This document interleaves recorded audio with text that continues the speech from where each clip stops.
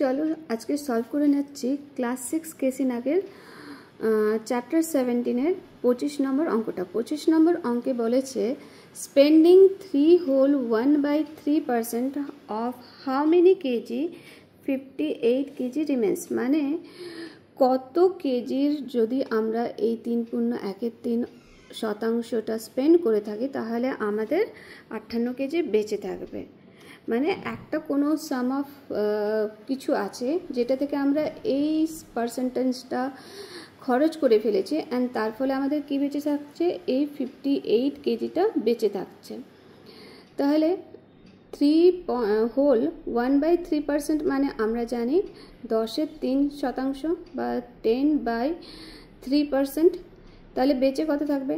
বেঁচে থাকবে 100% মাইনাস 10/3%। যেহেতু আমরা জানি যে কোনো জিনিস যখন আমরা ধরি সেটা নিজের মধ্যেই 100% হয়, তাহলে এখানে আমরা নিচে 3 লিখলাম, ওপরে 300 মাইনাস 10 ইকুয়াল টু 290/3% বা 290 ভাজিত 3%।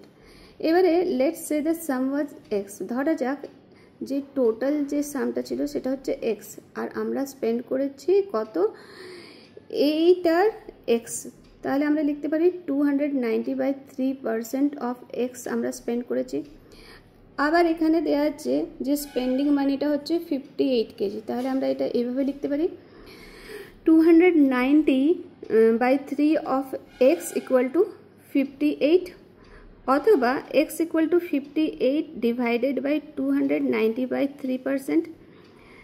আবার 290/3%কে যখন আমরা ফ্র্যাকশনে কনভার্ট করবো, আমরা আগেই শিখেছি ফ্র্যাকশনে কনভার্ট করার জন্য কি করতে হয়, 100 দিয়ে ডিভাইড করতে হয়। তাহলে 100 দিয়ে ডিভাইড করলাম, তাহলে আমাদের থাকছে 58 ইন্টু 3 ইন্টু 100 ডিভাইডেড বাই 290। এখানে একটা শূন্য কেটে গেল, 29 দুগুণে 58, তাহলে আমাদের থাকছে 2 গুণিত 3 গুণিত 10 ইকুয়াল টু আমাদের কত থাকছে 60 কেজি। তাহলে এটাই হচ্ছে আমাদের অ্যান্সার।